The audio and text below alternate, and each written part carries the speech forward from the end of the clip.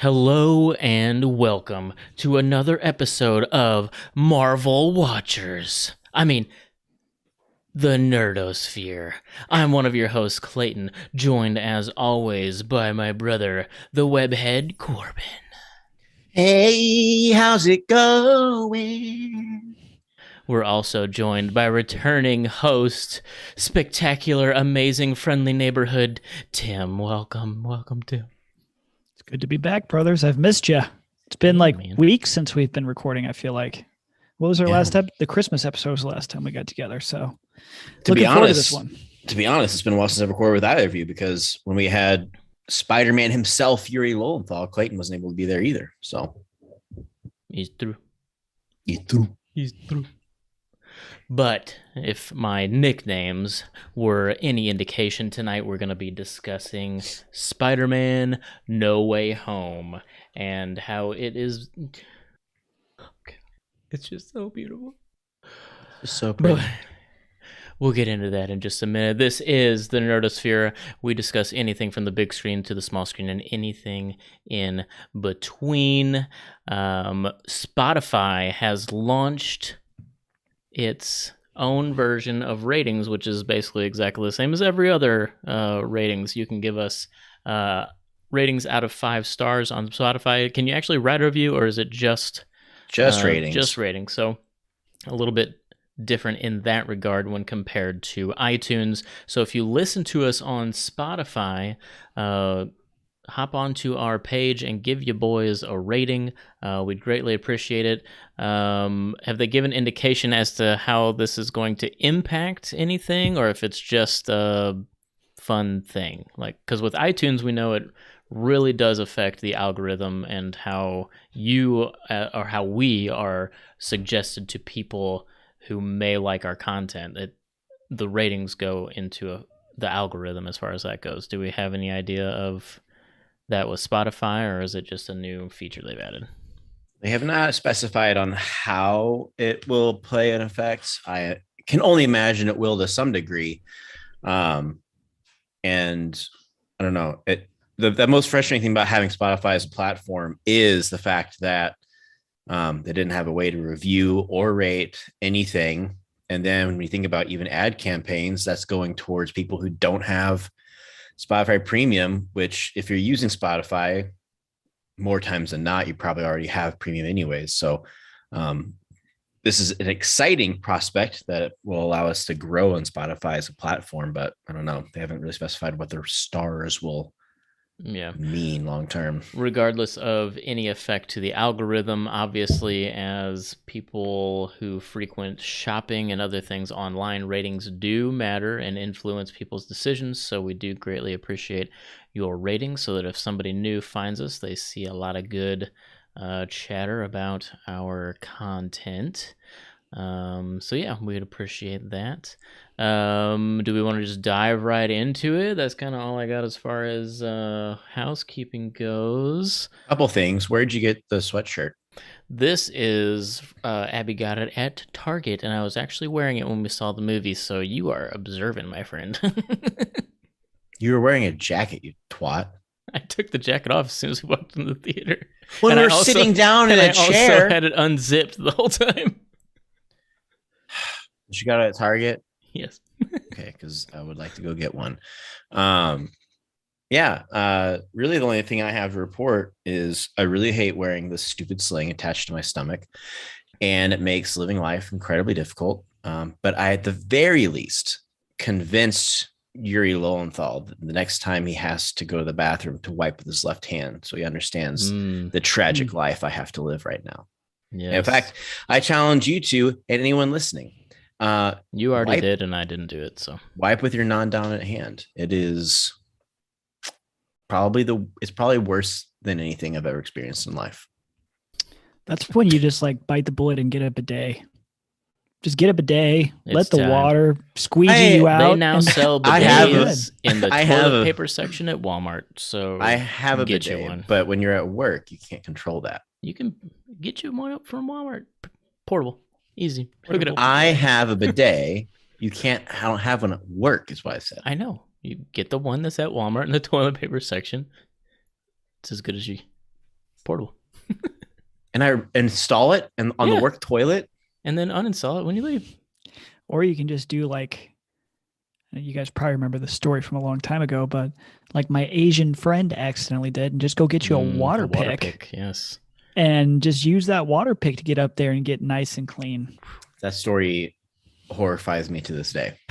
It's terrifying. Awful. Struggling. Yes. Not much new to report on my side. I've watched many things. I've watched the first 2 seasons of You on Netflix, which, I mean, I'm on all these Netflix fan pages that are giving you recommendations, and You is universally loved, I feel like, and constantly being compared to Dexter, which is the biggest insult possible to anybody who is a huge fan of Dexter, because the shows, I get the comparison because there's an inner dialogue and the guy's like kind of crazy, but the shows from like a quality standpoint aren't even close to each other. Even Dexter's bad years are significantly better than what we have with You. So I've been really disappointed watching You. Don't get me wrong, it's like fine, but it's definitely trash TV. And I finally finished Chucky. I don't know if you guys watched Chucky or knew Chucky was a TV show. It is hokey, but it was okay. It was worth watching. And it's crazy what they can get away with on TNT, apparently. Because there are F-bombs galore. There is gruesome kills. It's like a TNT show, huh? Yeah. Huh. Like most weeks, there's an F-bomb within like the actual opening dialogue, which shocks me that they can get away with 5 or 6 F-bombs a show and gruesome kills. But if you like hokey, cheesy horror, then the Chucky TV show's worth checking out, I'd say. Interesting. Okay. Interesting. I'll have to look into that.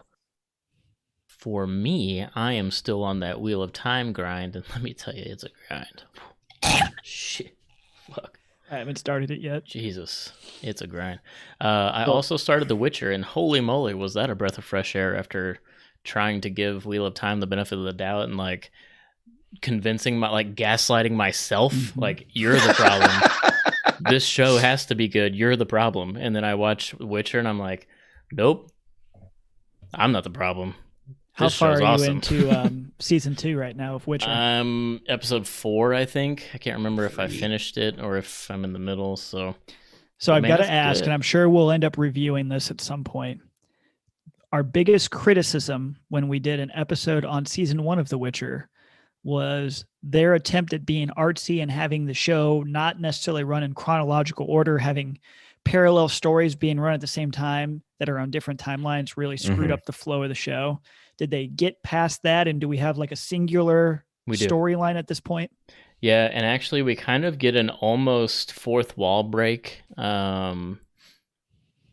dialogue piece that like kind of takes a shot at season 1. Corbin, I don't know how far I don't remember which episode this happens in, so I'm sorry if this is a bit of a spoiler, but Dandelion, I can't remember what his name is in the show though. The Bard. Oh, I'm on episode 3 and the Bard's not in it yet. Okay, so he does pop back up, and there's he's trying to like kind of get on this ship without showing his papers, and the guard like recognizes him because he's made a name for himself, like performing as a bard and telling stories and stuff. And the guard like makes a passing comment about storytelling, and he's describing season 1's method of storytelling. Like if the timeline felt disconjointed and like you embellished, like it was, I saw the dragon reveal from a mile away, like all these call outs from season 1. And so it was pretty funny. And then he, of course, is acting like a stuck-up bard, and he's like, oh really? And then they get into a tiff. But I just thought that was funny that they acknowledged like all the criticisms that they had from the first season. So very nice. Yeah. All right. Well, unless we got anything else to talk about, I think we just jump right into No Way Home, because let me tell you, ever since all 3 of us have seen it, it's basically all we've talked about in our personal text thread. My TikTok is nothing but Spider-Man right now. Like, it's almost every video is something Spider-Man. Some new, this is the greatest scene of all history, and I love this part, and here's another theory, and let's talk about this. And so I am all in on Spider-Man right now. So, and when I say that my boy Clayton and probably Corbin too are polished and have done their research, I mean, they are as deep into the conspiracy theories as you get. Like the TikToks that we're being sent are like 12 people viewed this. And you're like, this is a really great point. I'm like, Jesus Christ, we are deep into the TikToks when you're the 13th person to watch one. But the ones you're watching, like they're making me think. I'm like, oh, you know what? There's a lot of merit to this. They caught something I didn't see. So we are ready for this podcast. Yes. Oh yeah. So I guess let's just jump in really quick before Numbers. let's talk about numbers. They are, as of 10 hours ago, the second highest opening weekend of all time. And I think that's only behind Endgame. Let me pull this. No, I think it beat Endgame. In the opening weekend standpoint? Uh-huh. No. And we're in a pandemic. Well, hang on. As far as outpaced to become the second highest. Blah, blah, blah, blah. Avengers Endgame remains the highest grossing domestic film opening of all time. I think with 3.517 million, and they're at 260 million domestic. I think it just passed Infinity War, if I'm correct. I think it was Endgame and Infinity War were 1 and 2. Yeah, Endgame is still number 1. Now, coming out of the weekend worldwide, we're looking at a whopping $600 million, almost $601 million, and we're recording this on Monday, so we're just out of the weekend. So this movie is huge. It is as huge as let's think about it. Endgame is the culmination of 23 10 years, movies, 20, a decade of buildup. Boom, it comes out. It's this giant collab. All your favorite heroes are in it. And then this movie comes out, and it's Spider-Man, and it almost overtakes it. Like, this movie, that should speak volumes. I think realistically, this probably wouldn't have overtaken Endgame, but in a non-pandemic, like, we're still kind of in this period where a lot of people are still scared to go out to the theater. What would this movie have done if there was zero fear to go to the theater? Like, even Corbin in your podcast with Yuri, he was talking about loving to go to the theater, but he's still like super not wanting to go out, and like he purposely went to go see a movie. I forget what movie he was talking about. Dune.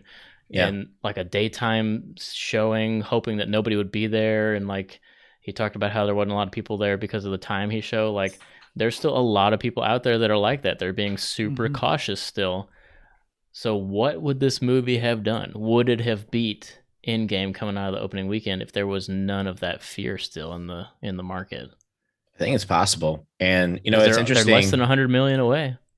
We've talked about this before on the podcast and offcast, and how Spider-Man as an IP and from like a merchandising standpoint sells more merch than Superman and Batman combined.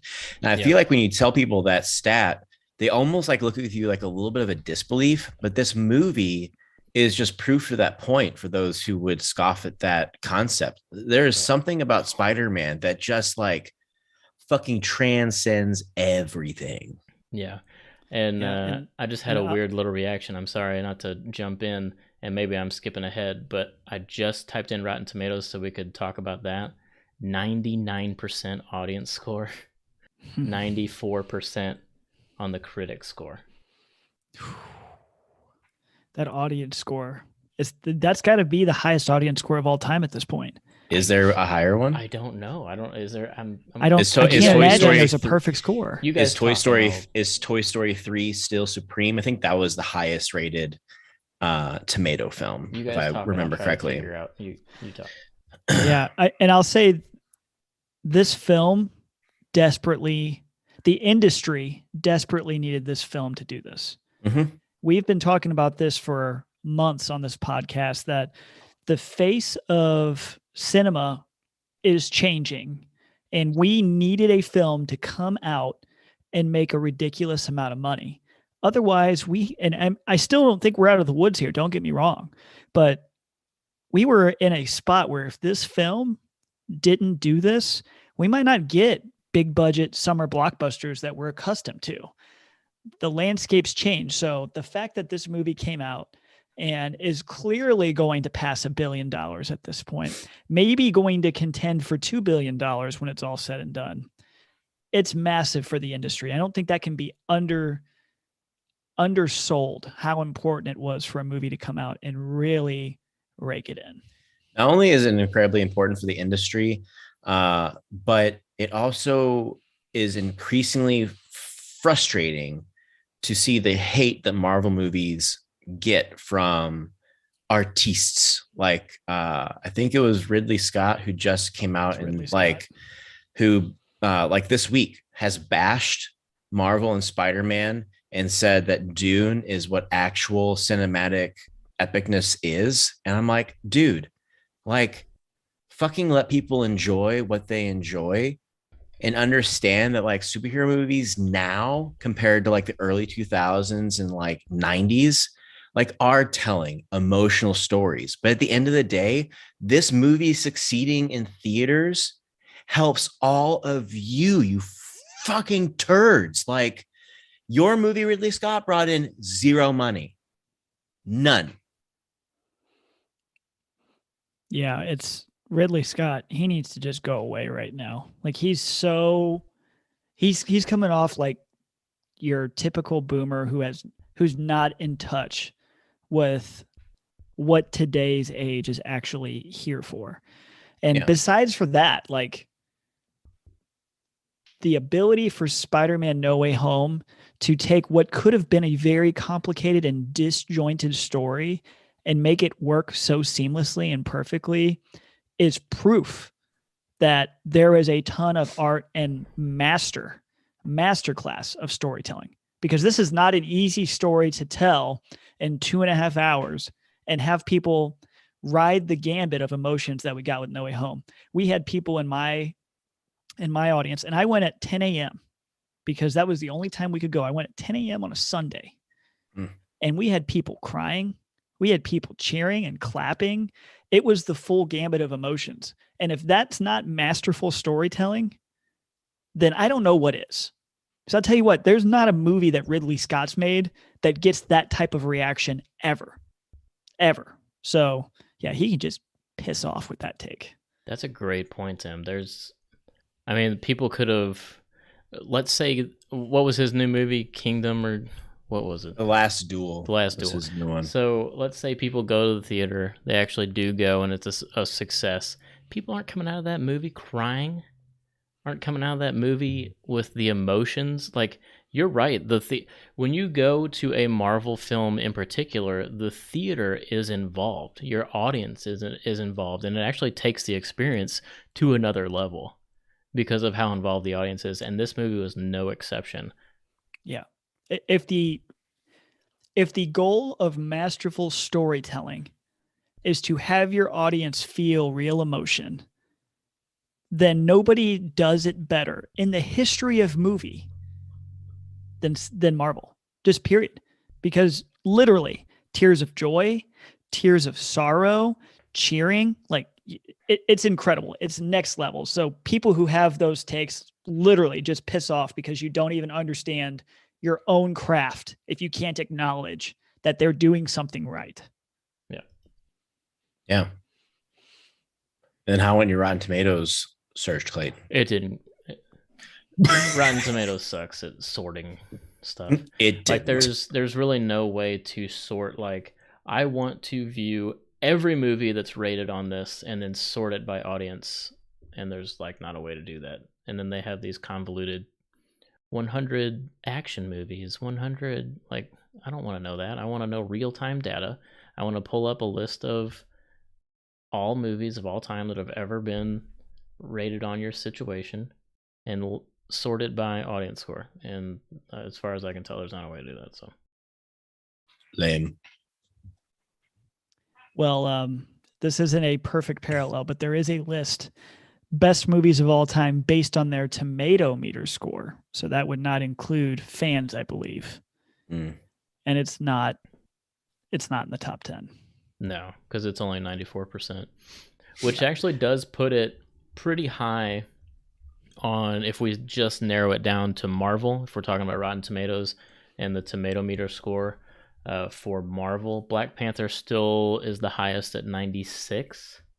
But then we drop down to Endgame and Iron Man with a 94. So it is sitting there. And I would imagine with the audience score, like that would put it at number 2. You know, I don't know what because they have Endgame as number 2 and Iron Man as number 3, but they both have 94%. So I'm going to assume that the tying factor or the deciding factor is audience score. So that would put this movie at number 2. Yeah. So when we're talking about this movie, is there any point in doing a spoiler-free version and then moving to spoilers, or None. do we just talk about the fucking None. movie? And if you're listening to this, just trying to quickly gauge our opinion before going to see it, go see it. I think we're all in agreement. I think I speak for all of us when I say this is probably the greatest superhero movie of all time.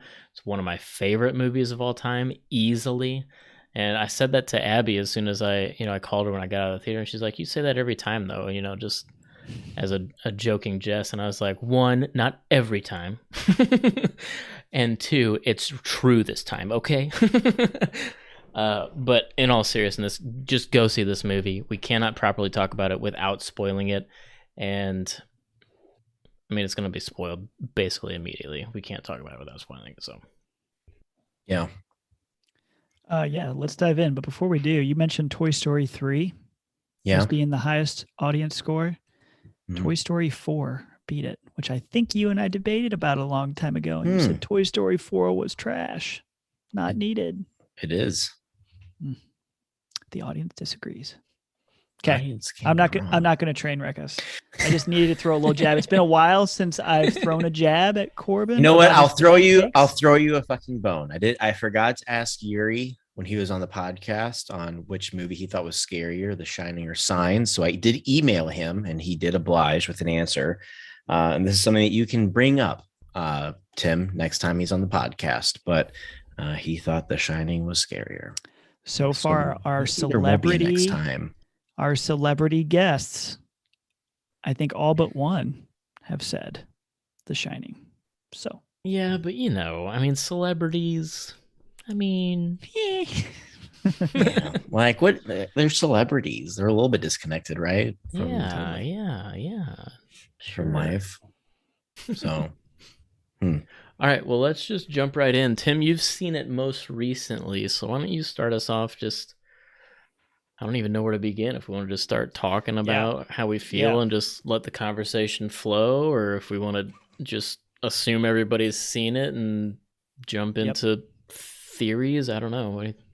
Yeah, I'm going to just start with some highlights for me, and you guys jump in whenever. But coming into this movie, I think I was pretty vocal on multiple podcasts that I was concerned that this movie would be a little bit of a train wreck. I was concerned about the order of release because if you guys remember, Doctor Strange in the Multiverse of Madness was supposed to come out first. We were very concerned about, hey, did this movie play off of that movie or not? Is it going to make sense? It ultimately made a ton of sense. And I will say that it is my second favorite Marvel movie of all time at this point. I still think I like Infinity War better, but it's also not a very fair comparison because, as you said, it's 10 years of, 15 years of culminating storylines. And I think that movie is just hard to beat in general. But I did not expect to feel so emotionally connected to this film. It probably had the most heartfelt moment in the MCU, which is hard to say given that we've had, Tom Holland Spider-Man be snapped away and Tony Stark completely melt down over it. We've had Tony Stark sacrifice his life. Tony Stark saying, "I love you 3000" to his kid, knowing that he was likely going to not make it back. So some really heavy stuff in recent years from Marvel. And to me, none of that held up to the reaction and the feeling I had when Andrew Garfield's Spider-Man was able to save MJ. It was a redemption that he totally deserved after the heartbreak we got from The Amazing Spider-Man 2. I think this movie is as close to perfect as you can get. I really think that. I think when you take a step back and think about how complex it is to pull in multiple Spider-Men, multiple villains, and have it work, like it is truly a masterclass of how you craft a movie. There's really no dead space that I can think of that the movie would be better if you trimmed out. And we got a ton of every Spider-Man. I saw a stat today that really impressed me. When you look at the average screen time of a villain in a Marvel movie, it's 19 minutes. That's the average across every single movie. Now, obviously, they've thrown out Infinity War and Endgame, well, probably mostly Infinity War, because Thanos is in it a ton, because it's mostly a movie about Thanos. But across all of the films, 19 minutes is the average. We got over 30 minutes of all three Spider-Men on screen, or Toby or Andrew directly, which is a ton of time when you consider it's only a 2.5 hour movie. And they did that perfectly. So, I mean, it truly is. It's as close to perfect as you can get. And I couldn't be more shocked, because I was concerned that this movie was going to be disjointed and there was going to be too much going on. And I definitely did not feel that watching this movie. Yeah.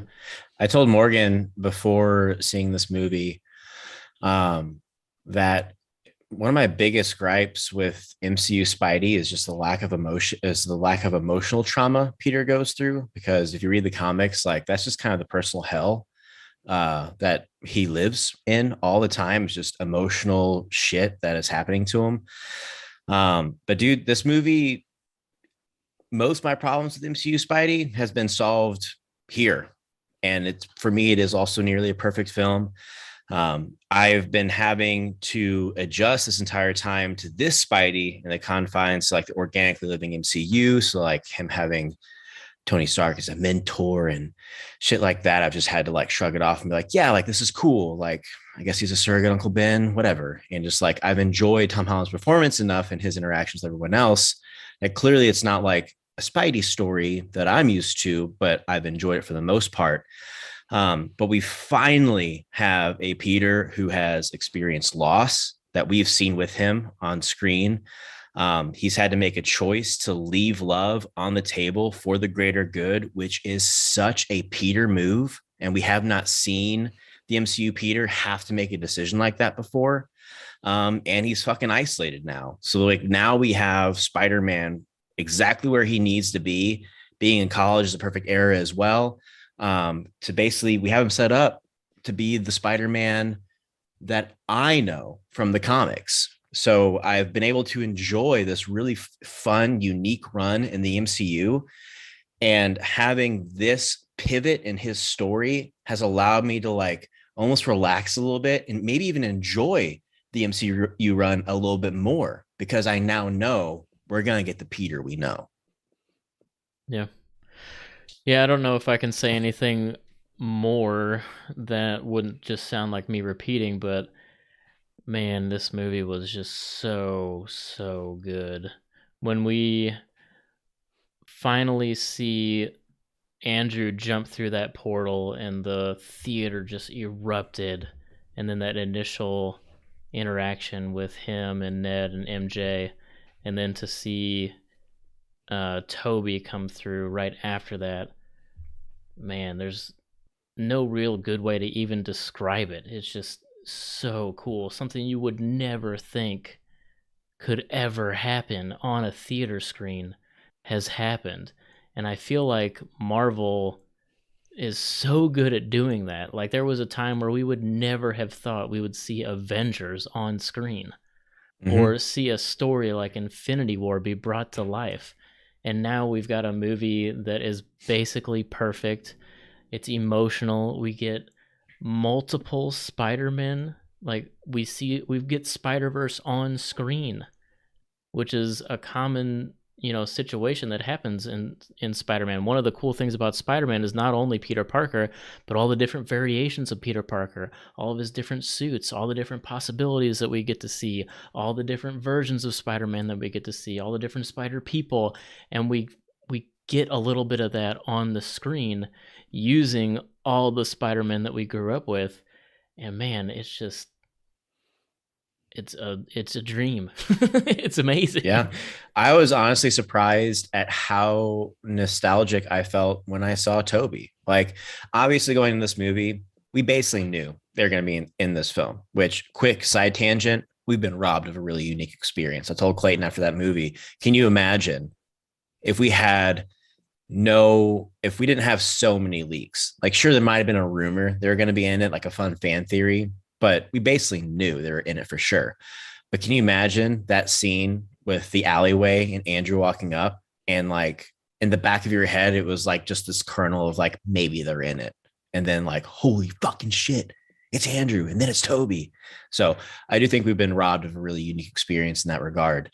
But I was in fifth grade when I saw Toby's Spider-Man in theaters. My Aunt Patty pulled me out of school early to go see it as a birthday present.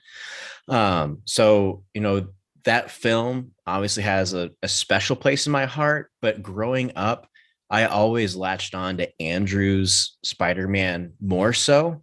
So I was more surprised to myself at how nostalgic I felt when I saw Toby, and how I would love to see more of him. I felt like this was his best performance as Spidey, even when there's moments where he's in the suit and he's doing obviously VO work like the rest of them are, and he's doing quick banter like the rest of them. It was so charming. Like, it felt like his Peter is valid. Yeah.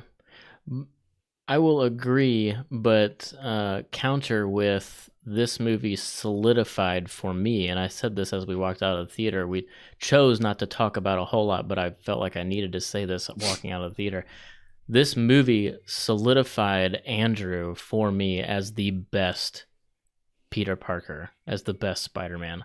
I love him, and for me, he stole the show. He stepped right back into his version of Peter Parker, and it was just like he was on the Amazing Spider-Man set in his movie. The way he acted, the way he interacted with everybody else.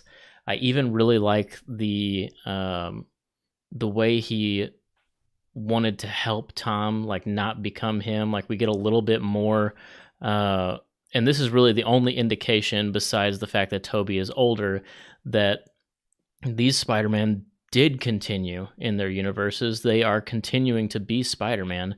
And Andrew opens up and says, I stopped pulling my punches. I lost myself a little bit after I lost Gwen. And he feels a connection to Tom after what he went through with May. And he's like, I don't want you to turn into that. And that just added even another layer to this already great representation of Peter. And oh man, when he jumped off, Tim, you already talked about it, when he jumped off to grab MJ, like, holy crap, man. It was so cool. Yeah, and his reaction when doing it was perfect, because you could tell, like, as he landed and asked if you're okay, you could tell what this meant to Andrew's Spider-Man.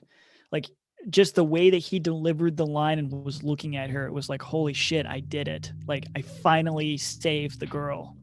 And man, it was such a great redemption story that he definitely needed. Yeah, and that's another reason why this movie is so perfect, because it's not just Tom's movie. It's also Andrew's. And it's also Toby's. Like, Toby, probably the least out of the other two, gets, any sort of development or anything, but we get to see him step into a mentor role when he stops Tom from killing Goblin. Like, he's willing to turn his back on Green Goblin to save Tom. Like, all of these guys get their moment in the sun and just show off what makes them each great Spider-Men. Well, we also know, like, there's an emotional level to it all in a meta sense, where Toby felt betrayed by Sony when they moved on to Andrew, and because that role meant so much to him. And then Andrew felt the pain when he was fired, because this was his lifelong dream to do it. And none of that's Tom's fault. This is also Tom's dream to be this character. So to have all these guys to have that opportunity to step back in their suits and be on screen and be the highlight and be in the spotlight. Like, I think that there's some videos of Tobey Maguire recently that makes it seem like he doesn't like to be famous, but he definitely loves that role. His relationship with paparazzi is unique. Special. Yeah. Special. He does not like being photographed.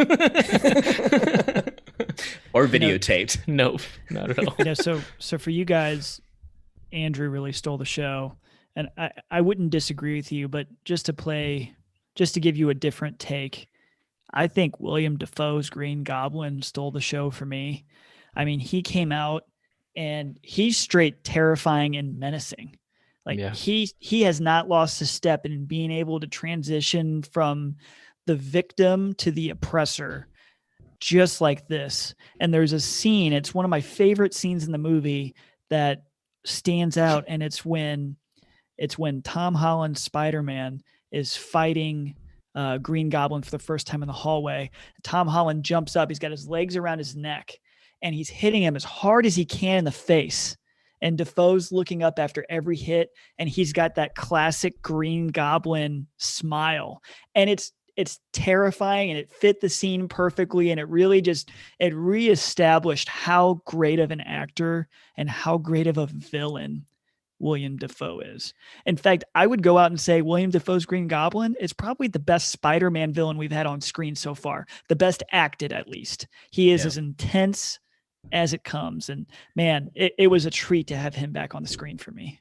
And at age 66, he said in an interview when Amy Pascal and John Watts presented the idea to him, he said the only way he would take on the role is if he was allowed to do all of his own stunt work, because doing stunt work informs you of the character, allows you to live and embody who that character is.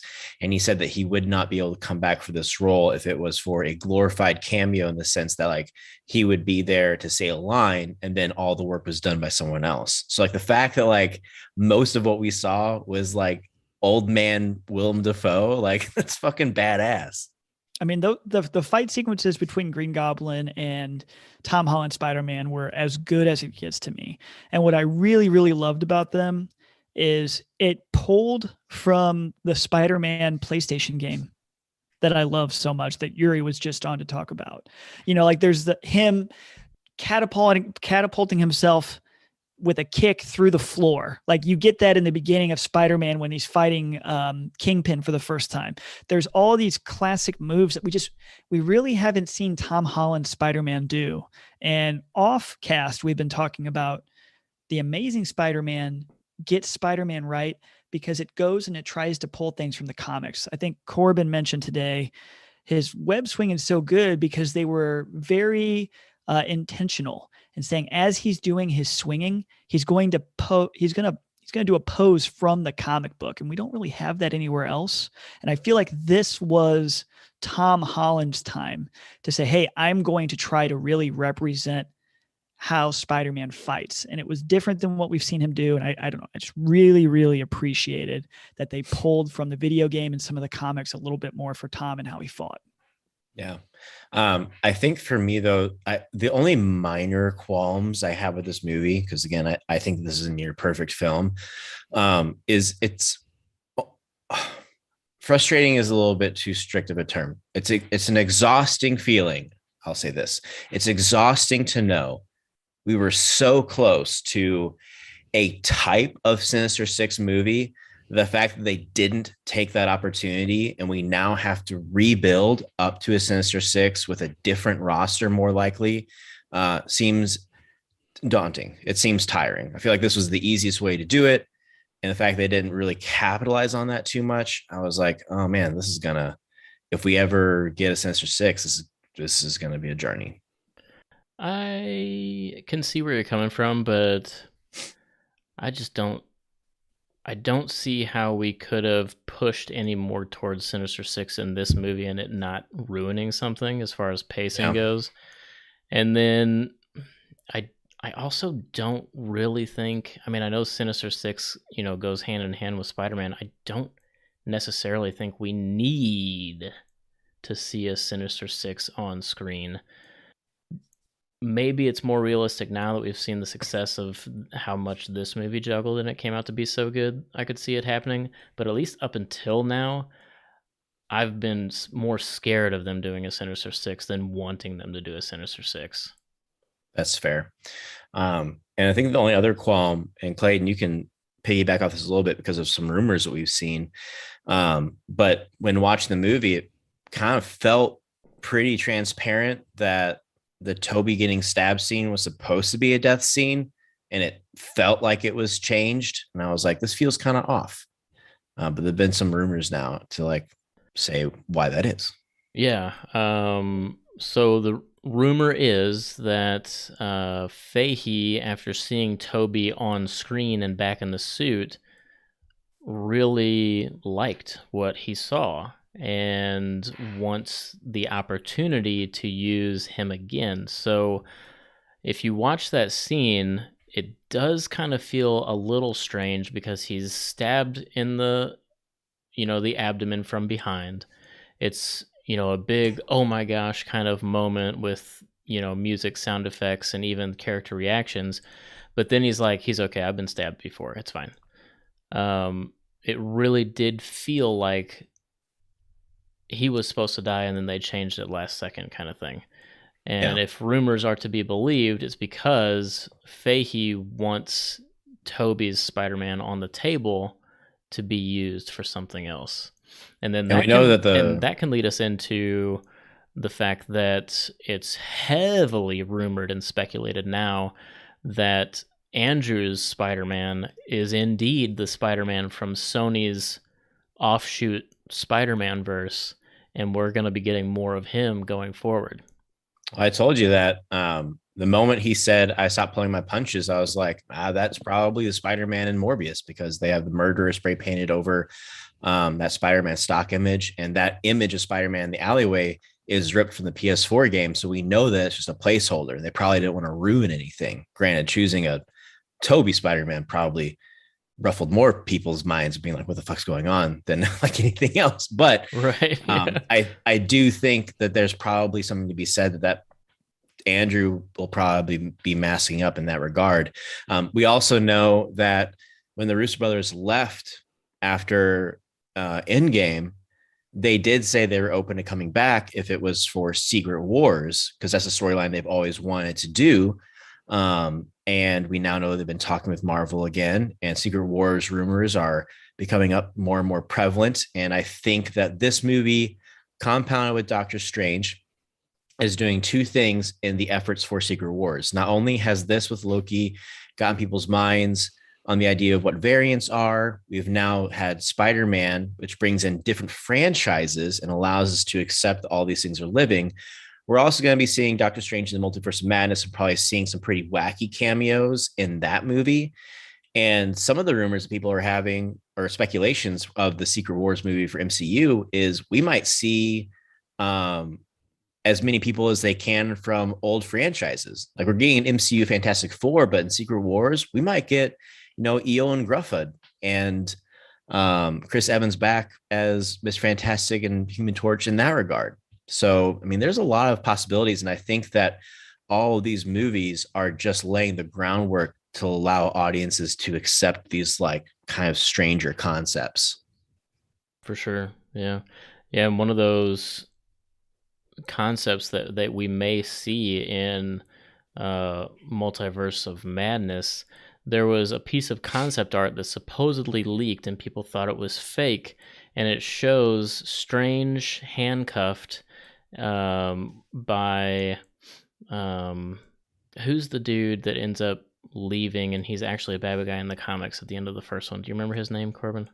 I don't remember his name, to be honest. He's Mads Mikkelsen's no, character? the other one, the one that was friends with Doctor Strange throughout his training, and then at the end when they used the time stone to stop, he left because he's like, he refused to be a part of that. Yeah, he's like, sorcerers are too powerful. He walks away. I can't remember his name. But anyways, the concept is it art is it Mordo? Mordo? I think it's Mordo. So we see concept art of either him, years later because his hair looks different, or a variant of him next to Doctor Strange in these strange looking handcuffs standing in front of Professor X, and it's Patrick Stewart's Professor X. And in the trailer for Multiverse of Madness, which was our after credits scene in this movie, which was fucking phenomenal, that we got an entire teaser trailer as a after credits. We see him in the same cuffs from that concept art that was leaked months ago that people thought was fake. So this movie, Multiverse of Madness, may get pretty wild and throw a bunch of people in and really, like Corbin said, lay the foundation for all of these things kind of exist and breathe in their own world, and we now can use whatever we want. So so that's incredibly exciting. I also really wanted to talk to you guys about Aunt May's death scene. Obviously, for Peter Parker fans, we know that Aunt May is a pretty integral piece to his moral code, that she's always around. And a big gripe of ours is that we never got to experience Uncle Ben death. I understand creatively why they didn't do it. We've seen it twice before, and they don't want to drive into the ground. I've jokingly said that if I have to see Martha and Thomas Wayne die one more time, I'm going to pull the trigger myself, because I just don't care anymore. I'm like, just fucking die already. I don't be like the Teen Titans in the Teen Titans Go movie. Yeah, exactly. But I wanted to chat about her saying the iconic line, "With great power comes great responsibility," and how I think, funnily enough, it means more than it did coming from Uncle Ben in its original context. Because in this situation, May knows Peter is Spider-Man, has seen what he's gone through, and has been there as a support. So to offer this piece of advice and this like wisdom mantra to live by is specifically about like, you have to do this because it's like what's right. Whereas Uncle Ben, it's more of just like a, live and let live kind of like, Uncle Ben didn't know he was Spider-Man, and it was before that time. And so I just feel like it had more weight to it when she said it. Well, I think it had, go ahead. To me, that line was made even more perfect when you get the end of the movie scene where Tom Holland's Peter's sitting with Happy at the tombstone, and it looks down at her tombstone and it says something along the lines of, help one person and you've helped everybody. Right. So like it really does encumber like how she probably realized that the risk they were taking was huge to try to save these people. And she felt that it was her responsibility to help them because she was in a position of influence with Peter to help these people. So to me, the line carried a lot more weight because she knew the stakes. She knew that these were murderers that were destined to die by some variation of Peter, who was probably not too different from the Peter that she has. So a good person with a big heart. She knew the risk at this point. So it did carry more weight for me when she said it. It would also carries more weight for me because unlike Uncle Ben, who, both Martin Sheen and whoever the other guy was from Toby's, their performances, they were good and you feel connected to that character. But we've now had May for 3 movies and we've gotten to know her as a character in this world. So to see her in her dying moments kind of pass on this wisdom, it's even more emotionally impactful for the audience because it's not just somebody that we've been with for 15 to 20 minutes at the beginning of a film. It's somebody that we've grown to love and that we're used to seeing.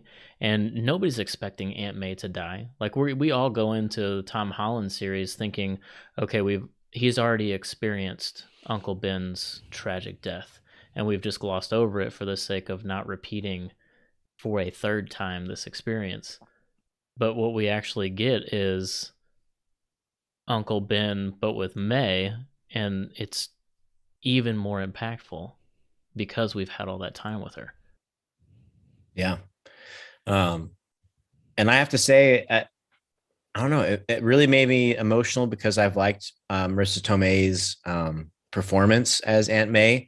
I do feel like in each movie, I kind of wish we had more of their relationship. And so like I felt in this movie, maybe I should have seen it coming because I was like, they're really like showing the relationship between the two of them. And that's awesome. Just like when I watched Force Awakens, I was like, oh, there's a lot of Han Solo fan service in this. This is a little sketchy. Uh-oh. So I probably should have seen it coming more than I did, to be honest. But it caught me off guard, and that I cried. It was very emotional watching her die and seeing Tom play off that. Yeah, I cried like a baby too. I've teared up in movies before. This is the first time where a tear was rolling down my cheek. Like, this was emotional for me. And they acted, Tom Holland and Marissa Tomei did such a beautiful job in that scene together. You really feel Tom's pain. And when Happy pulls in, it just adds that other layer. Like, holy shit. It was so impactful. It was one of the minor gripes that I have with this movie is that we go from that emotional scene to the revelation that Tom and Andrew are in the movie, which was its own awesome scene and revelation, but it piggybacks right after, like, you were just crushed by May. Yeah. I don't know that you could have done it any other way. I was trying to think about how they could have restructured that and made sense, and I couldn't think of one that made sense. It all ended up me thinking, nah, that doesn't make sense. Nah, that's going to be worse. So I don't know that they could have done it any different, but man, going from that low to that high, and maybe that's part of why this movie was so good, because it just like crushes you and then it builds you up to Everest, man. Yeah. And I saw a TikTok today that made me kind of upset. And it was like the realization that the reason why Peter can't use the Stark tech anymore is because it no longer recognizes who he is. Yeah. As Peter. Yep. That's and so I was like, sad.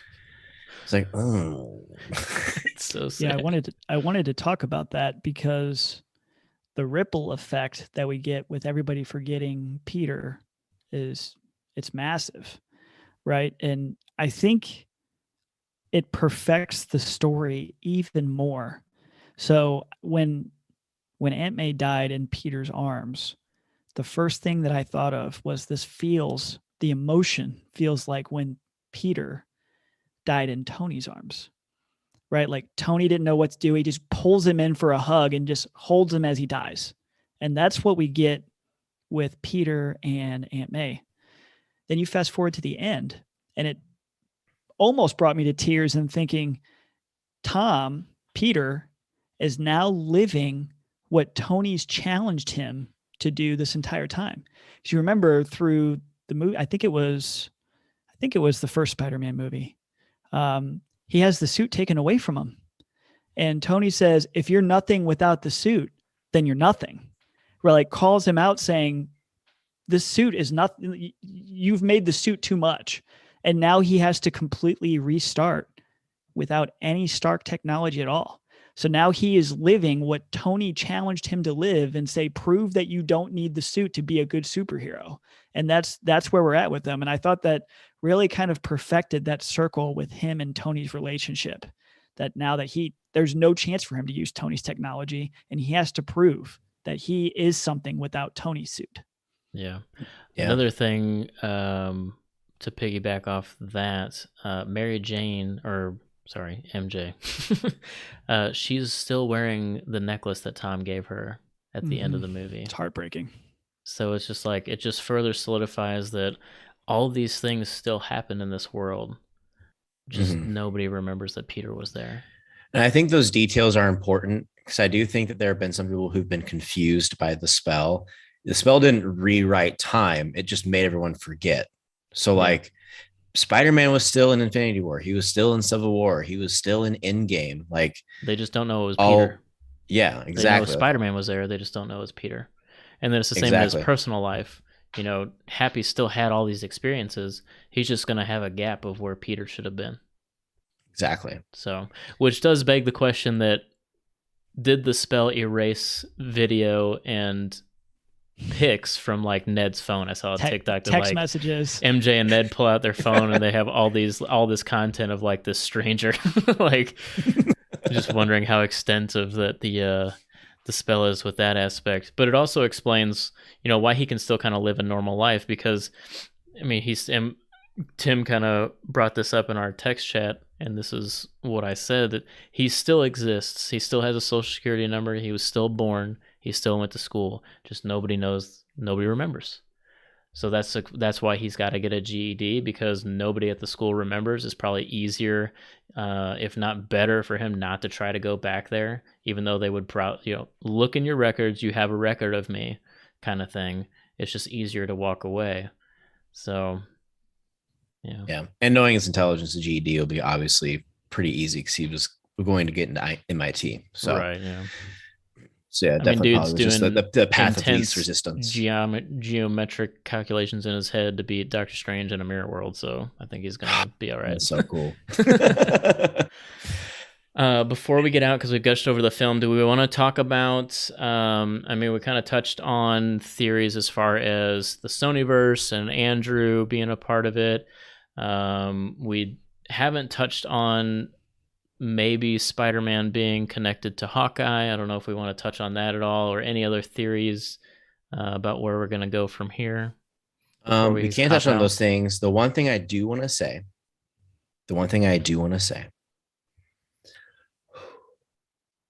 is fuck whoever's job it was to type up that stupid, shitty ass thank you. The filmmakers of these movies would like to thank the creative endeavors of Avi Arad for his contributions. This movie couldn't. Avi Arad is the stupidest fucking person on the fucking planet. He is the reason why all those movies fail. I hate him so much. And the fact that he's getting any sort of like comeuppance irritates me to my core. For those who aren't aware, I mean, everyone I think is aware of Corbin's hatred for Avi Arad and his terrible influence on Spider-Man's movies, so much so that Fahey didn't want him anywhere near his Spider-Man Sony projects. At the end of the movie, one of the very first things you see is a giant thank you to Avi Arad and his contribution to Spider-Man. And let's just say that when you read stories about how the Amazing Spider-Man 2 struggled with its story progression and how that movie was kind of a train wreck, it was because of the studio getting heavily involved and demanding things be a certain way so they could set up stuff for their Spider-Verse, like a Sinister Six movie. Mm-hmm. When we say studio in regards to stories like that, it's Avi Arad. Avi Arad was the face and head of Sony's Spider-Man movie projects. So anytime you hear talk or read stories about how Sony, was too heavily involved or tampered with things, or, I mean, even back to Toby feeling slighted, like, this is Avi Arad. I was going to say, anytime you listen to interviews with Sam Raimi, like Sam Raimi adored Spider-Man. I mean, say what you want about those movies, because like Sam Raimi has a particular style and doesn't always jive with people, including myself, but he adored the character. And when you listen to interviews where he struggled to make Spider-Man 3 because the venom was forced down his throat, and he was like, I don't understand this character. I have no connection to him, but I have to put him in because the studio is making me. Otherwise, I'll lose my job. To the fact where it also made him step away from filmmaking for a while until he made that Wizard of Oz spinoff. It's Avi Arad. Yep. Avi Arad is jerking off in his office to the Venom and the Sinister Six and the money that Spider-Man can make. And he's the one also from the Sony leaks that really wanted to do an Aunt May's Secret Spy movie because it's related to Spider-Man. So it's going to make money. Like, Avi Arad is a fucking moron, and I hate him so much. Yeah. Several times on this podcast, and it's been a while since we've used this verbiage, but there's this old Hollywood mentality where the studio gets heavily involved and hinders the creatives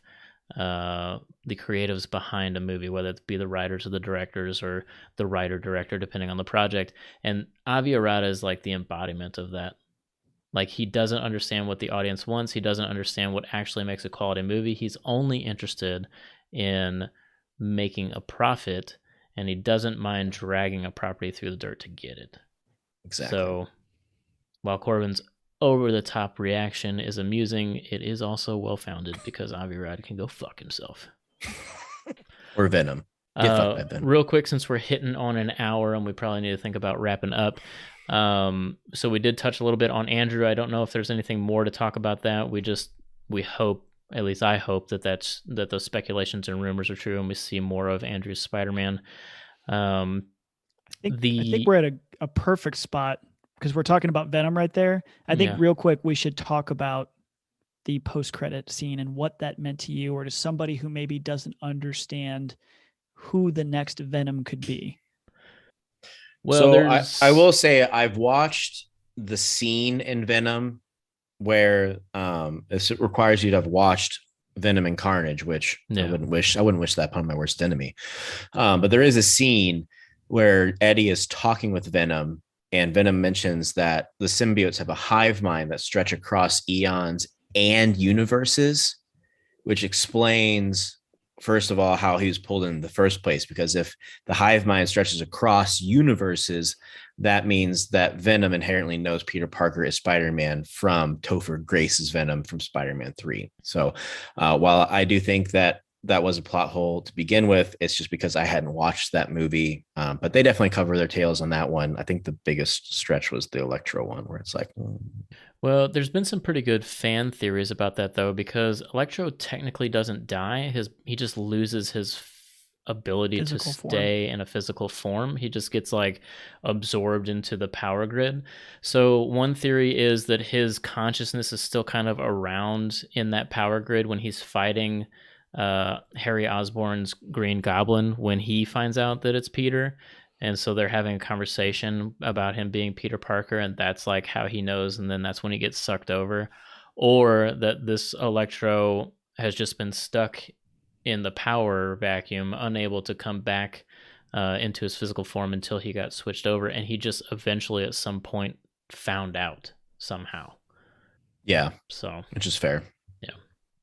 Yeah, and at the end of that scene, right, so we have Eddie sitting there at the bar, hearing the story of the Avengers and Thanos, going over it time after time after time, and then you get the moment when the box hits and everybody from the other universes is pulled out, and you see the symbiote, or a piece of the symbiote, sitting on the bar table. Mm-hmm. And there's a lot of people saying, well, what's that mean? Who's going to be the next Venom? Will there be a Venom inside of the MCU?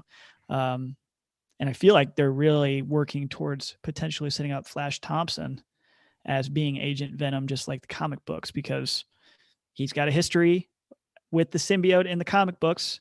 I feel like they've been intentional in pulling in kind of him button heads with Peter, their relationship being very, very awkward and very pronounced. Feels like he is very likely at this point to me to be the next Venom inside of the MCU. To me, this seems more as evidence of Fahey pushing towards Secret Wars than anything. Because that's where it first appeared. Yeah, that's when the symbiote first appeared.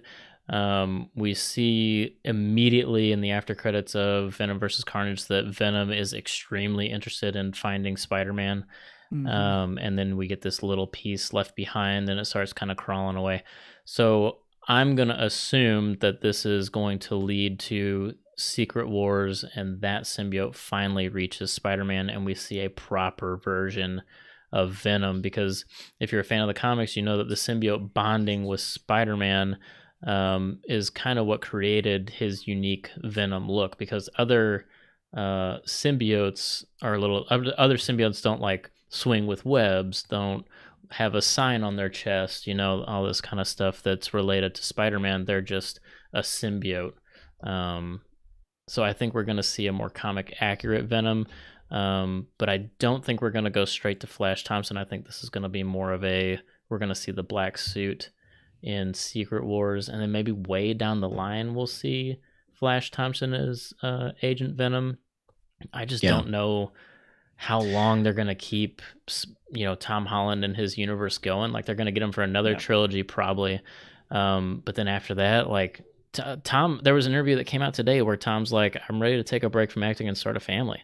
Like, he's kind of getting to a point in his life, I mean, he's a younger guy, where he just wants to live life. And while he has been vocal about enjoying playing Spider-Man, he definitely seems to be ready to try living a normal life as well, instead of just being famous. So I think we'll probably get him for another trilogy. It'll probably be several years before we get another Spider-Man movie. So I don't know.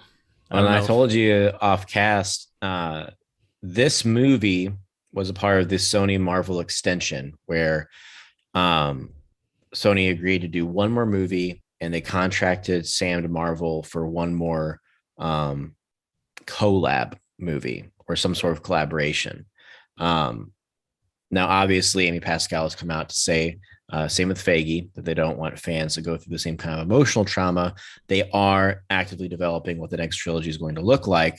But there is that little piece of he for sure was contracted for at least a collab of some sort. And I had asked you, Clayton, do we think we're going to see that collab before the next Spidey film? Oh, yeah. Or do we think everything is going to be just like put in the back pocket and used later? No, we'll definitely see it because I saw an interview on the red carpet from Sony Pictures CEO, and he was flat out asked about the deal going forward, and he was really candid and said, contrary to popular belief, we actually have a really good relationship, and we, both companies want to keep doing this. And our current deal is, you use one of ours and we use one of yours. So you see that with, us using Doctor Strange or Iron Man and then them using Spider-Man for Civil War or for the Avengers films. And he's like, and honestly, that's going to continue for the foreseeable future. So he was pretty open about saying, while it's not an official on paper contract, their relationship is good and they want to keep doing it. So even though we have I say that because there's no reason to pocket this use of the character because they're going to keep doing it. So makes sense. So I guess I know we've already talked about, we want to pack this up, but I feel like this is probably the most important question to ask all of ourselves moving forward. And then since Tim or Clayton had talked on Hawkeye, just to really quickly say that end of the movie ends with him during Christmas time, web slinging through Rockefeller Center. His apartment is right above Rockefeller Center.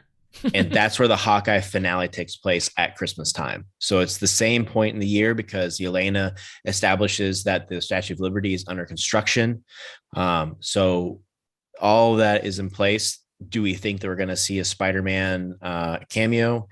Seems unlikely. But it's going to be really weird that his weird if his window is right above a Hawkeye fight. And oh my God, real quick, before I ask my question, the cameo of all cameos in this movie. Yep. We get Charlie Cox back as Matthew Murdock, and the theater that we were in went nuts. When he captured that brick, oh my God. It was so great. He captured that brick. It was so refreshing to just to see him in the role again. You know what I mean? Yep. So, but the question I have is something that Christian had asked me, and I thought it was interesting. And that is, now that we have reestablished what Peter is moving forward, sky's the limit. What do we want to see?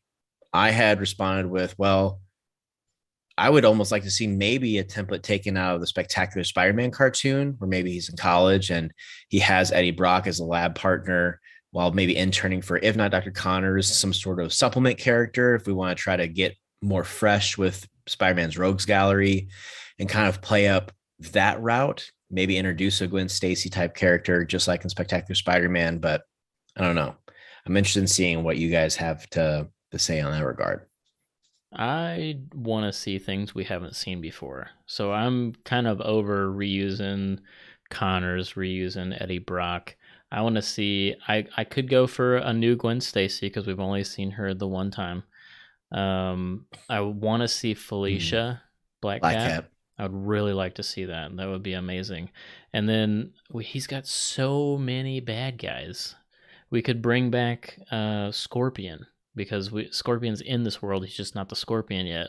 You could bring back the Vulture. I don't know, man. Kingpin, we could pull him up because Kingpin's really more of a Spider-Man villain than anything. So we could see him becoming more involved. I don't think that we could get Osborn, because I think this world would have knowledge of an Osborn already. So I don't Yeah. think one Willem exists. because Willem Dafoe said there's no Oscorp when he flew around. Right, he so did say that. You're right. But it would be kind of neat to see Ned, now that Ned doesn't know who Pete is, maybe kind of turn into Hobgoblin. So Ned now knows magic, right? Or he has the ability to learn magic. So maybe we get more of a comic accurate Hobgoblin because he somehow transforms himself magically into a goblin like creature and becomes Hobgoblin. maybe. Tim, I'm curious what you want to see, having been more of a casual fan, but also, loving the Spider-Man PS4 game and stuff. What are you most excited to see moving forward? I really, man, I hate to say this because I feel like Tom Holland's got a little bit of the shaft and he never really has his own movie. Like it was always Iron Man was looming so heavily. And then this movie, you have to bring all the other Spider-Man in. I don't know if we really had a true Spider-Man Tom Holland movie that did not rely on Iron Man or some other characters. And so I hate to say this, but I really want to see Spider-Man and Daredevil together. Corbin, you've talked about this in the past that you go through the comic book history and there's so many storylines where Daredevil's covered for Spider-Man. They've worked together a ton in the comics.